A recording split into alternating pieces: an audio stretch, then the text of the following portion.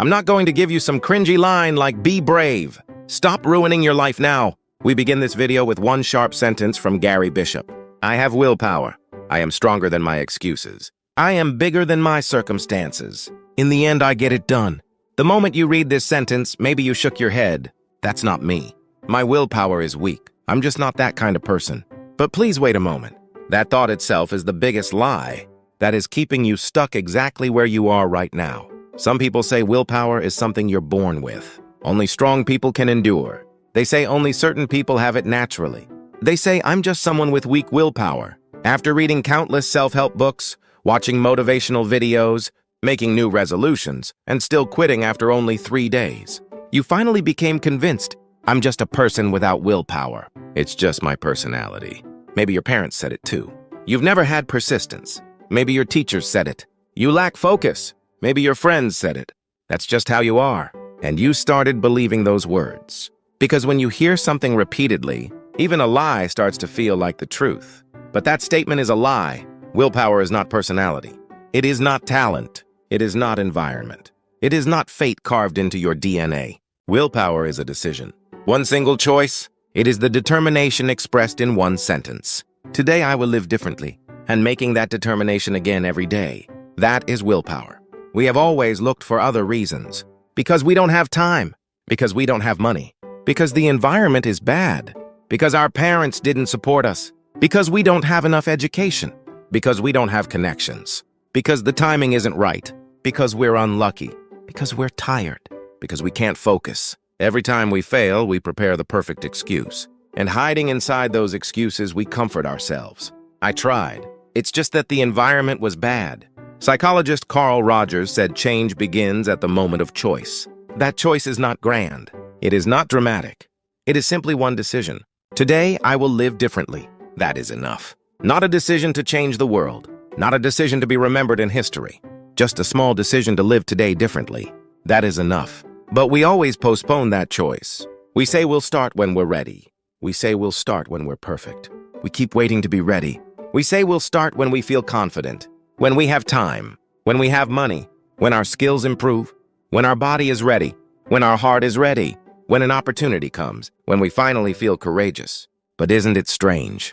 That perfect moment has never come even once. Even if you wait 10 years, even if you wait 20 years, it never comes. Because that moment never existed in the first place. Perfect preparation, perfect timing, perfect environment. They don't exist. While waiting for that moment that will never come, we consume our lives. Because action comes first and willpower comes afterward. This is not encouragement. It is neuroscience. The moment you make a decision and move your body, your prefrontal cortex becomes activated. This area is responsible for planning, execution, and decision-making. It is the region that makes humans human. Chimpanzees barely have it, but in humans, it is highly developed. If this area is damaged, you can't control impulses. You can't plan, and you can't imagine the future. London taxi drivers who memorized complex streets for years literally grew their brains. Violinists developed larger brain areas controlling their left-hand fingers. During tens of thousands of hours of practice, their brains were reorganized. People who meditate for a long time have thicker prefrontal cortex areas responsible for emotional control. Brain scans of Tibetan monks showed structures completely different from ordinary people.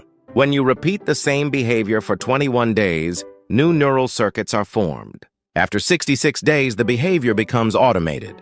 Something that was once forced and difficult eventually feels strange not to do. Like brushing your teeth in the morning, like putting on your shoes before leaving home. You do it automatically. This is the power of habit. This is the essence of willpower. So someone who sits still their whole life stays weak forever, and someone who forces themselves to move becomes stronger. Willpower is not the mind. It is like a muscle. If you use it, it grows stronger. If you don't use it, it disappears. In exercise physiology, there is a principle called use it or lose it. Unused muscles begin to shrink in just 2 weeks. Even 1 month without exercise noticeably reduces strength. Astronauts lose over 30% of their muscle mass in zero gravity. If you don't move, the body decides the muscle isn't needed and breaks it down. But on the other hand, if you use it a little every day, even a 70-year-old can build muscle. What you want already exists because you decided to choose it. Hello, this is Mind Design Lab. Starting today, we begin practicing becoming people who move, not people full of excuses. This series is not comfort. It is not false hope. It is cold but realistic. Truth and a record of attitudes that truly change lives. If you've wanted to start something but kept postponing it, if you've been blaming yourself for being weak, then hold on to just one sentence today. I have willpower. Don't say it silently. Say it out loud. Right now, the brain recognizes spoken words more strongly than thoughts. The moment you declare it, your identity begins to change. This is not just a positive phrase.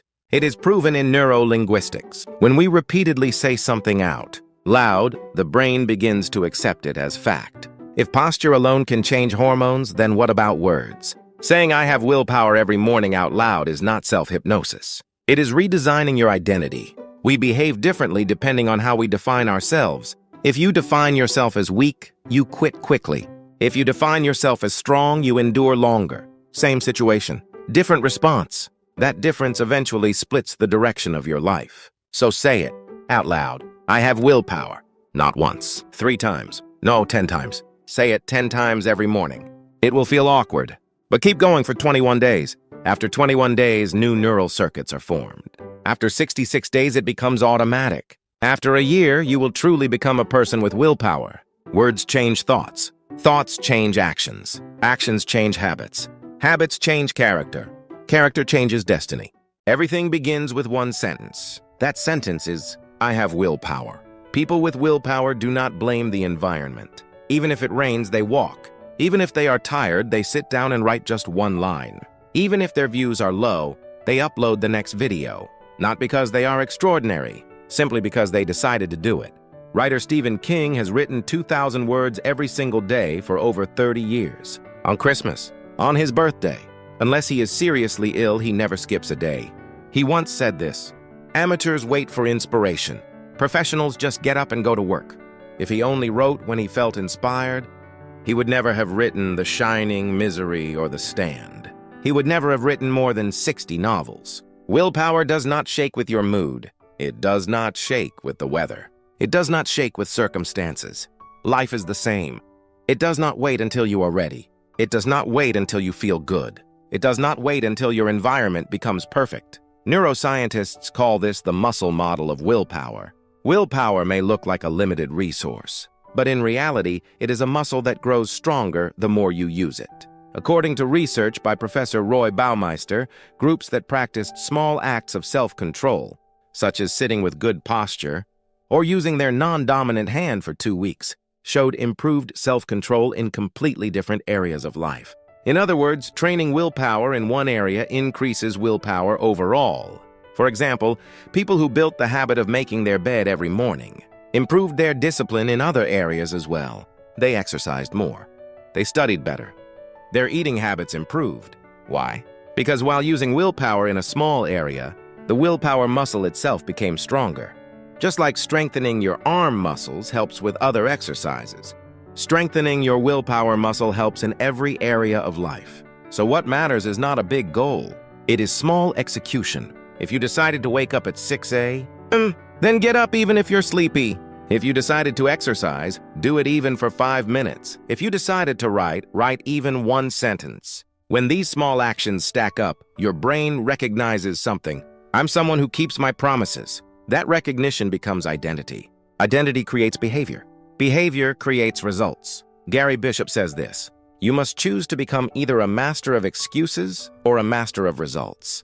You cannot be both. Every day we choose. Will we make excuses or will we act? That choice stacks up into 1 year, 10 years, and eventually becomes your life. The same applies to relationships. A person with willpower does not avoid conversations. They do not postpone apologies. They say what needs to be said. The harder the conversation, the more we want to delay it. But people with willpower know something.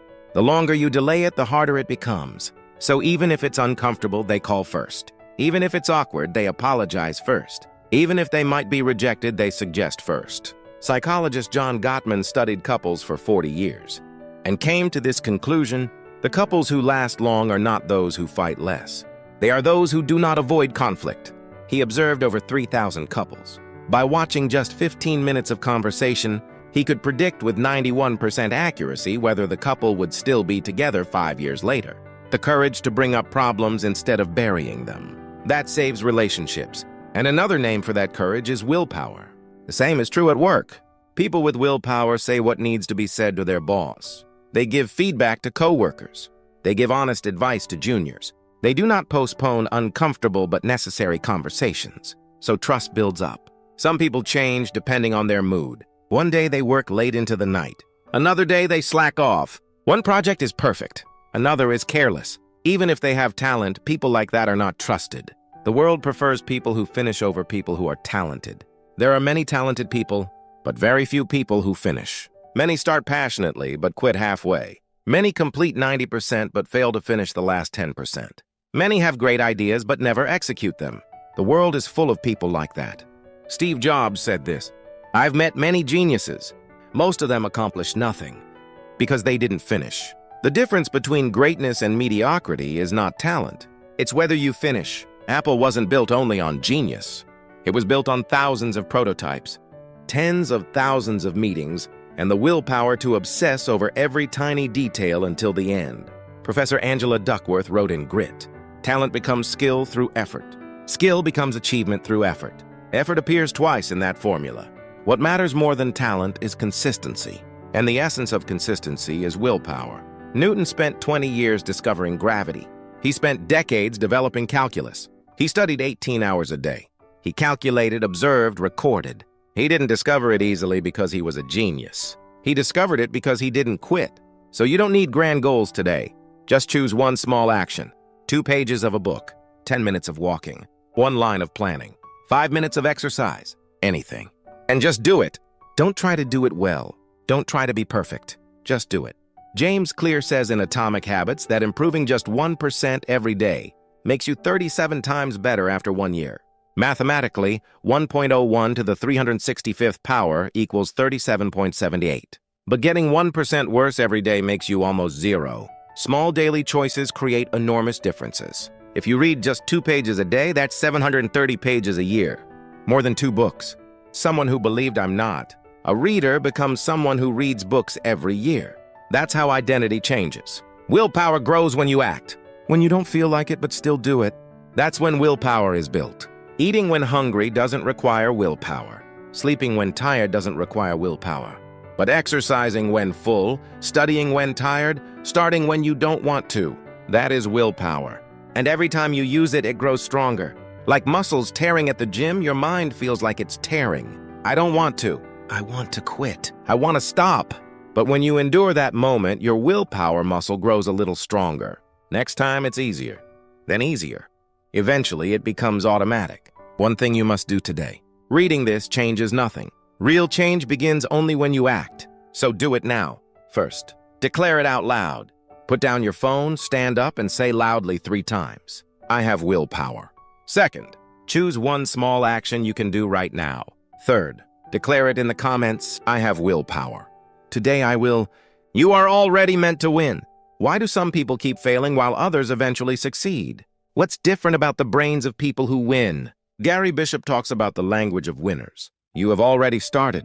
Just by reading this until the end, you are someone who wants change. Now only one thing remains. Move.